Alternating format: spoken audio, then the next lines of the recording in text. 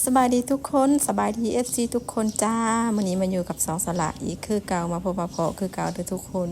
สละกลับมาเฮ็ดคลิปอีกคือเก่าสวยซัพพอร์ตสละเด้อมาเบิ่งคลิปสละคือเก่าพี่น้องสละให้ตา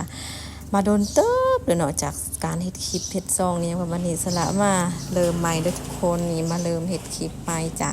มาเริ่มเฮ็ดคลิปใหม่ก็มาพอกับฤดูการเฮ็ดปวกออกเนาะทุกคนเนาะนี่สละก็บ่ได้ไปหาเองเด้อสละ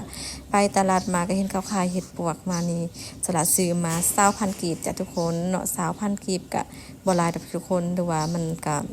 น้อยเนาะทุกคนสละก็มาทำการลอกการล้างอีหยังอะไรทำใหม่เลยทุกคนสละมาดังฟอกดังไฟแล้วก็มานึ่งเฮ็ดปวกก็ว่าสิมาเฮ็ดแจ่วเนาะทุกคนเนาะนึ่งเฮ็ดปวกเฮ็ดแจ่วแซ่บๆแจ่วปลาแดกนะทุกคนนี่กำลังเริ่มเลยนี่เฮ็ดปวกของเฮาก็มาถึงจุดนี้ทุกคนจุดใดบ่ฮู้ นี่ลูกชายของเฮาก็มานั่งถาเนาะมานอนถาอยู่มาทอนถาเฮ็ดปวกที่แม่เราสินึ่งไว้ว่าซั่นเพิ่นก็มาแอวเฮาตลอดเวลาเลยอยากกินนะสละก็ฟ้าวดังฟืนดังไฟมันคิดว่า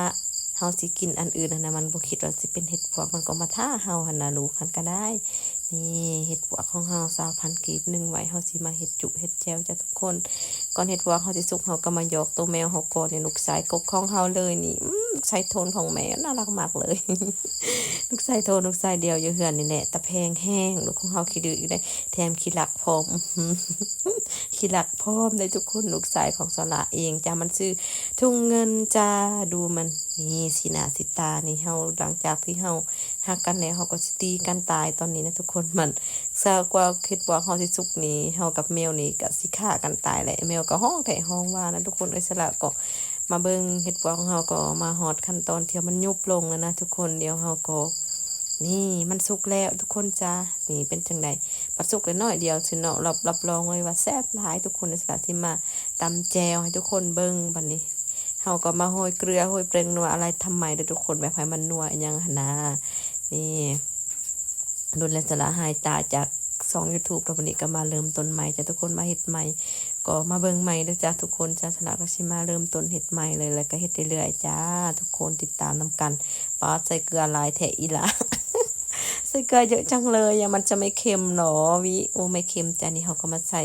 ผงชูรสหรือว่าแป้งนัวของเขาใส่หลายแซ่บหลายใส่น้อยแซ่บน้อยว่าซั่นเขาก็ใส่หลายลงไปเลยตีให้มันแซ่บเนาะทุกคนเนาะเขาก็สิมาใส่ขนมอะไรทำไมสละก็เฮ็ดตามเติงนี่แหละเฮ็ดตามภาษาของสละแบบว่าอันใดที่มันนัวๆก็ใส่ลงไปจ้ะทุกคนมื้อนี้อากาศก็ค่อนข้างจะร้อนแห้งเลยทุกคนเนาะเพราะว่าสละ1เฮ็ดในตอนเวลา 12 โมงบอกเลยว่าสละมาแต่ตลาดก็ลืมนะทุกคนลืมก็มาไว้ตู้เย็นจนสิค่ำแล้วจังคิดพอตอนหิวข้าวตอนเพลนก็มาเฮ็ดเลยจ้ะทุกคนนี่มายาซามันหอมเลยนี่ทุกคนในสละที่ซีมให้เบิ่งว่าแป๊บอร่อยมากเลยเฮ็ดบวกนะทุกคนป้าสละบ่ฮู้ปลาเฮ็ดบวกอยู่ไสทุกคนมีแต่ว่าเห็นเขาขายแล้วก็ซื้อมาเนาะอันใดก็ซื้อมาเลยสละบ่ฮู้ปลาเฮ็ดบวกนำมาอยู่บ้านตัวเองทุกคนบ่เคยไปหาเนาะก็เลยบ่ฮู้พอตอนแถวสละหาหันเข้าดุดเบิดแหละเขาเฮ็ด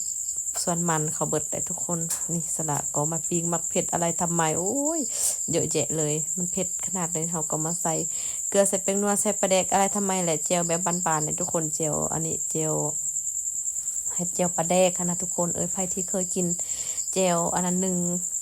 เห็ด1ห่อเห็ดเจียวธรรมดาเด้อมันจังสิแซ่บเด้อทุกคนบ่ต้องเห็ดเจียวเยอะแยะอีหยังขนาดแต่เฮาก็เอาปิ้งมักเผ็ดแล้วก็มาปิ้ง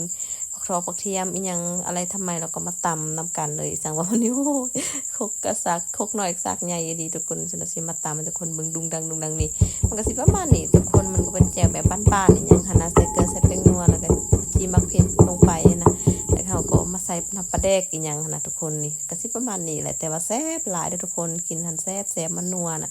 มันถือกันแบบมันเข้ากันหั่นนะนี่เท่ากับสิพาทุกคนมานั่งกิน1เห็ดปวกนำกันเด้อมาเด้อที่น้องมากินนำกันเด้อคำแรกของสละเลยนี่เป็นคลิปแรกที่ละสละเริ่มต้นใหม่2026เด้อฝากกดไลค์กดแชร์กดติดตามให้สละได้เด้อทุกคนนี่มากินเห็ดปวกนำกันวับนี่ลูกชายก็ไล่ไต่เล่นเนื้อทุกคน